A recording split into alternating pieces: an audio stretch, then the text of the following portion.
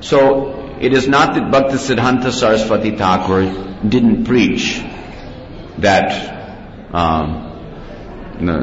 topic of the Rag Bhajan and all these things. Certainly he preached these things. But it should be seen that for the most part he presented Krishna consciousness in a subversive way, in a way so as to undermine the materiality of the contaminated consciousness of persons of lesser eligibility who are actually incapable of appreciating and doing justice to the topics of the higher esoteric leelas of the Lord.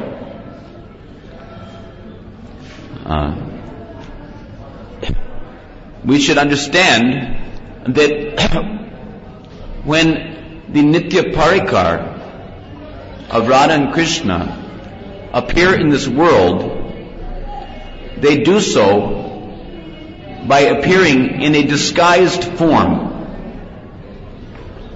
This is Mani Manjari's disguise, to appear within this world as an ordinary human being. She has appeared in the form in her Acharya Swarup as Bhaktisiddhanta Saraswati Thakur. So those who have a little insight regarding these things, when they will hear the kathas coming from the Guru Mukha Padma of Bhaktisiddhanta Saraswati Thakur, they will link that katha, they will see as if it was Mani Manjari's intention to speak these words for the benefit of the fallen conditioned souls as an agent of Srimati Radharani,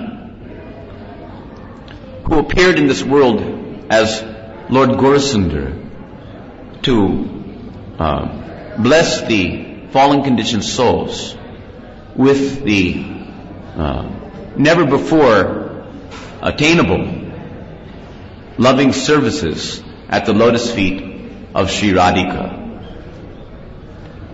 So Nayan Mani Manjari, she is actually, although generally Bhaktisiddhanta Saraswati Thakur, he generally revealed to the world his Shiksha relationship or Bhagavad relationship with Rupa Goswami. This is to, let's say, offer importance, a sense of importance, to emphasize the importance of adhering to the Bhagavad Dharma, because in many sampradayas, or apasampradayas as it were, the followers of those sects would claim Siddha Pranali and all these things, but they would resort to various nefarious activities as debauchery and intoxication and of various sorts. So Bhaktisiddhanta's main purpose in preaching prominently preaching the importance of the dissemination of Bhagavad Gita was to teach the importance of adhering to the principles of Bhagavad Dharma. What is the use of your so-called Siddha Pranali if we do not adhere to the principles of Bhagavad Dharma as presented by the topmost father of devotional service, Srila Rupa Goswami? Without being Rupanuga Vaishnava, really no one can claim to be a perfect, in the present day, no one can claim to be a perfect Gaudiya Vaishnava without following the principles of Rupa and Raghunath. So Bhaktisiddhanta Saraswati Prabhupada didn't reveal at that time his Diksha Pranali, but rather gave stress to the importance, just as our Srila Prabhupada has mentioned, that there are two margs, the Pancharatrika marg and the Bhagavad marg, as Purnachandra Prabhu was mentioning earlier also, that in the Bhagavad marg there are various rules or vidhis in the matter of the cultivation of Bhagavad Dharma, and in the Pancharatrika marg there are also vidhis. So but if we are to choose between one or the other, if we're forced to choose between the vidhis in the Pancharatrika marg and the vidhis in the Bhagavad marg, then we should relinquish, if required to relinquish one or the other, we should relinquish the Pancharatrika vidhis. But we should never relinquish the Bhagavad vidhis.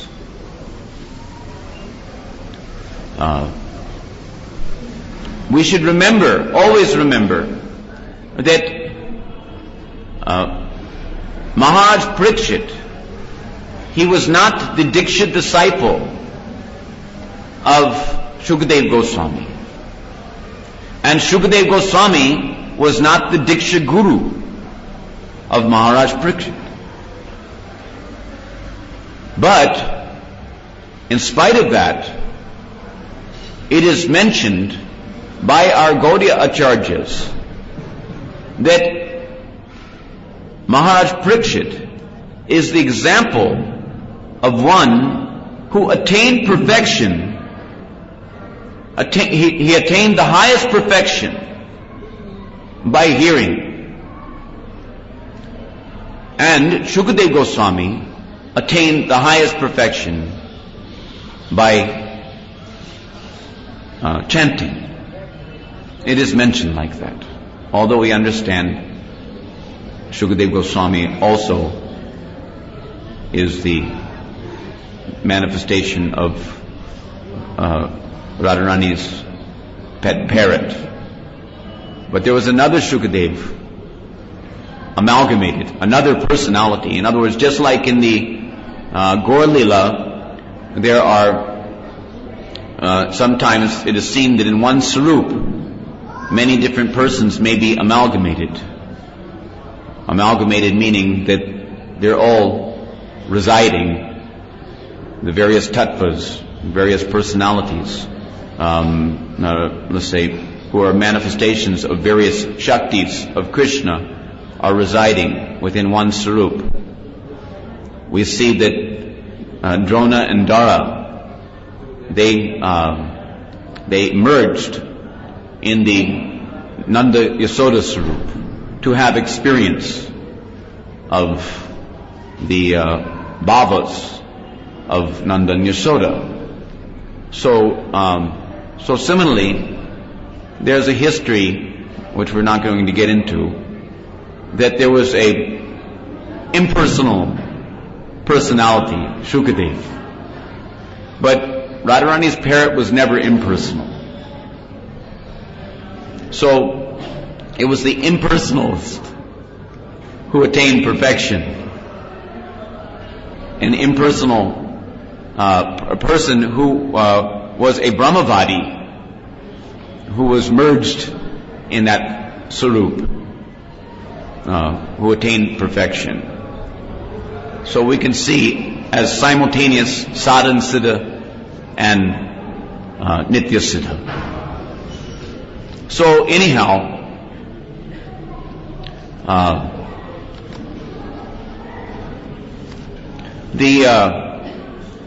the function of Bhagavad Dharma is of paramount importance. Therefore, Bhaktisiddhanta Saraswati Thakur practically exclusively propagated Bhagavad Dharma, and as you see on even our altar here, because his principle was followed by our Srila Prabhupada,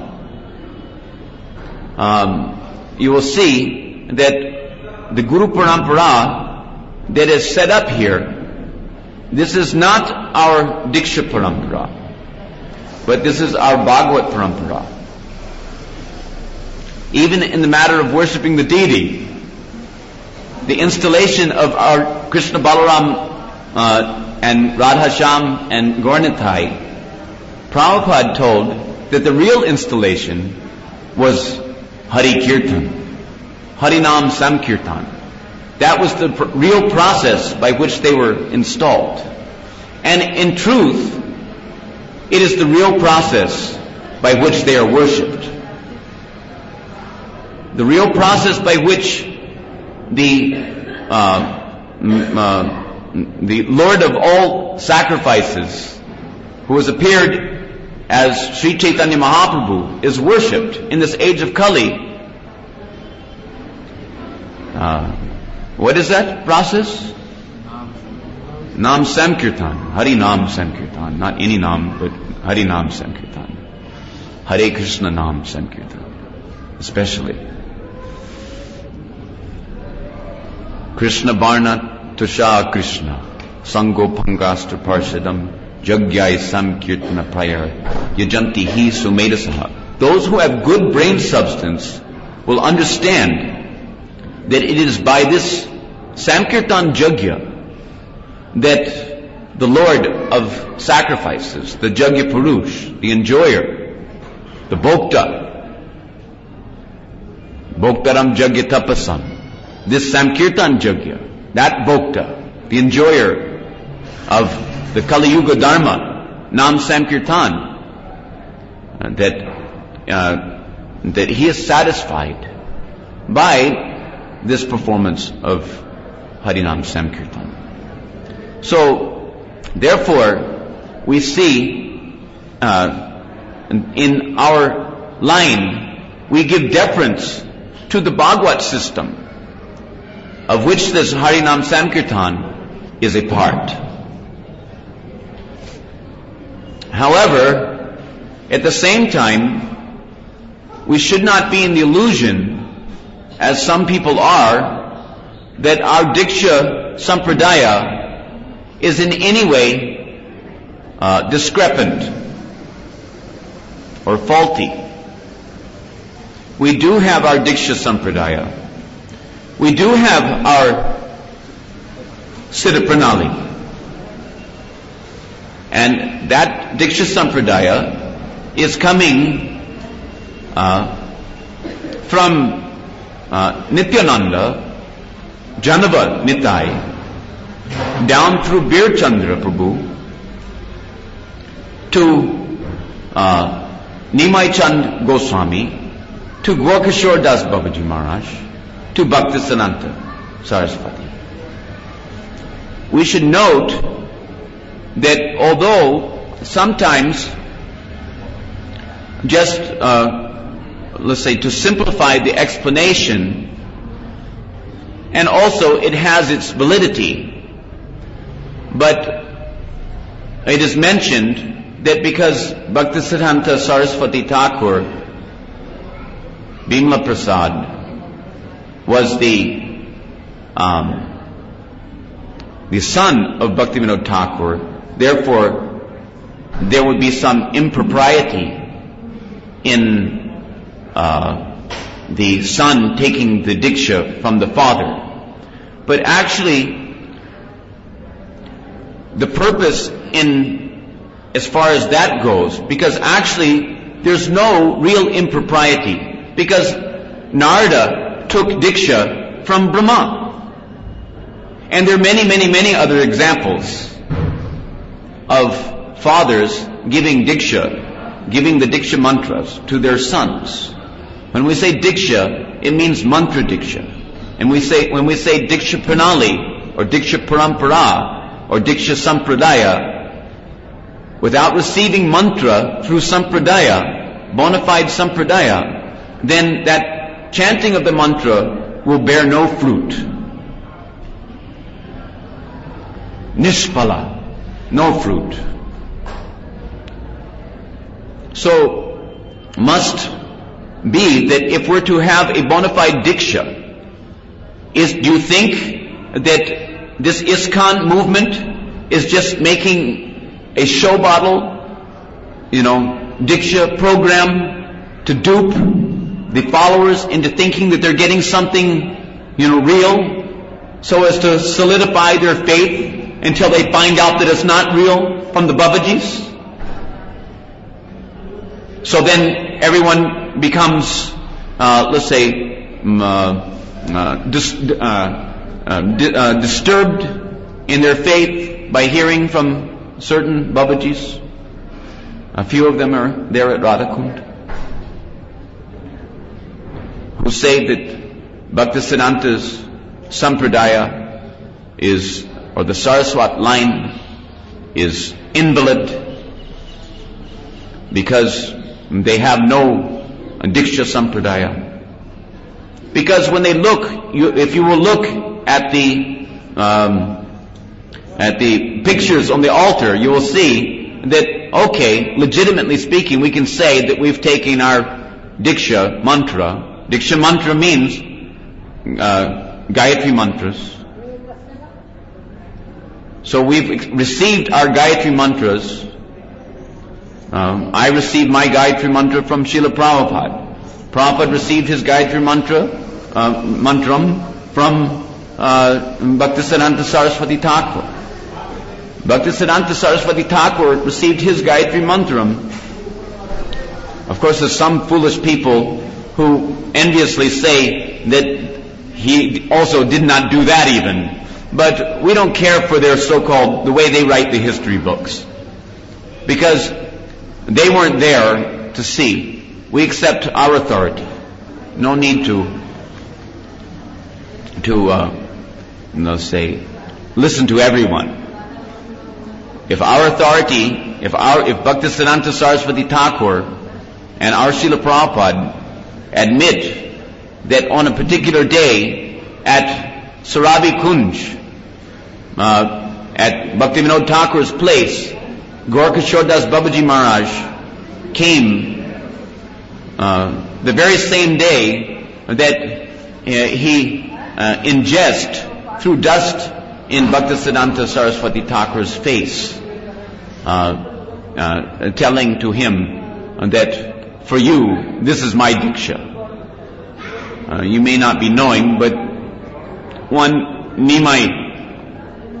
Nitai Das Babaji Maharaj, he was present at that time, and he reported this incident to many of the Radha-Kunda Babas, and they're all of this opinion. But it's just like if I'm the example is given for another purpose, but we can use the same example, that if the king sends his 3 servants, out to to report to him what is a train, and one sees the light coming down the track, and then he runs back to the king. But he didn't wait. He wasn't around long enough, to see that later on, the train pulls into the station, and then he gets a clear idea of what's going on.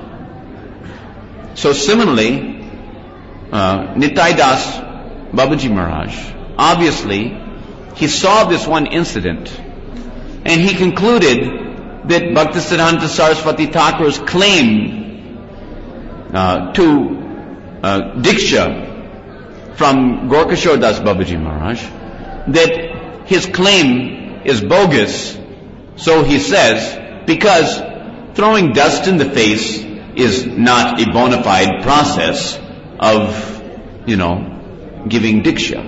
Diksha means the transmission of transcendental knowledge in codified form via media, the Kama Gayatri and Kama Bij particularly. So the mantra, which let's say when purely disseminated, let's say enlivens the aspirant with prema bhakti shakti. That mantra is, the reception of that mantra is Diksha, when it is received from a powerful spiritual master, Mahabhagavat. So anyhow,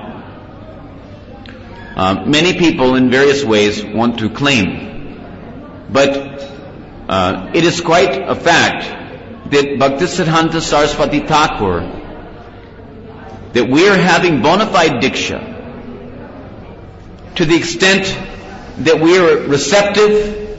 To that extent, we can say that our Diksha is, let's say, not farcical. And to the extent that we are empowered, to that extent we can say that we have the adhikar to give the bona fide Diksha. As it is coming, the mantras are coming in an unbroken chain of disciplic succession from Lord Nityananda. So, Bhaktivinoda Thakur, it is not only that he just did not want to, or that he wanted to, let's say, rectify a particular overstress on Jati Sampradaya, which was going on at that time, because Jati Sampradaya means seminal Sampradaya, that there's the father who was born in the line of Nityananda Vangsa, that these people who has taken birth from he who has taken birth, from he who has taken birth, this family line, they call it as parivar. But we don't recognize, although that may also be valid to the extent that the power of the mantra and the purity of the individuals coming in that line, because it is a fact that the dissemination of mantram is not dependent on material time, space, and circumstance. So whether someone is a father or a son, that is immaterial. Whether he's father and son or whether he's not father and son, the dissemination of mantram, just like Nityananda disseminated the mantra to his son Birchandra, from whom we're getting our mantram. So it is not that just that because someone has whose father that he's the son of a Vaishnava, that he cannot receive mantra from his father, but to reverse the the over stress on such external things. Because coming in the family line, the establishment of Sampradaya as per seminal parivar, that is external thing. The internal thing is the power, the Shakti, the Bhakti Shakti, which is coming in the form of the Shabda Brahman, which is disseminated via media mantra diksha. So that is as far as mantra diksha is concerned. So, but we should also mark that it was not so much that reason why Bhaktisiddhanta was instructed to go to Gaura Das Babaji Maharaj. Rather, there's another reason, which in certain respects may be considered as a more important reason, which we will divulge at this point. I hope that no one is angry at me for this. But Bhaktisiddhanta Saraswati Thakur, one time,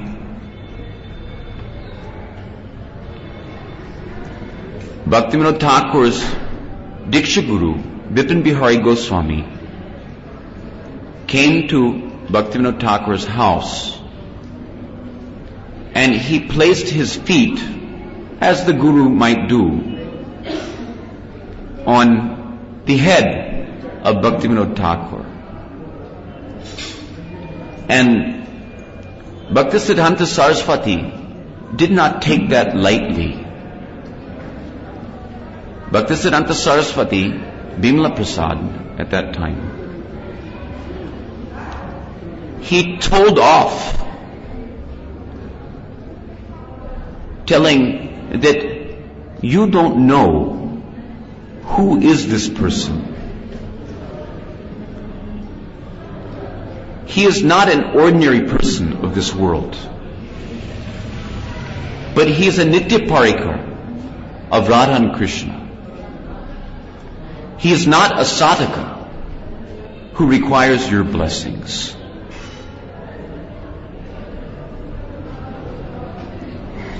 And he also noted, Bhaktisiddhanta also noted, that in the mentality as was expressed at a certain instance,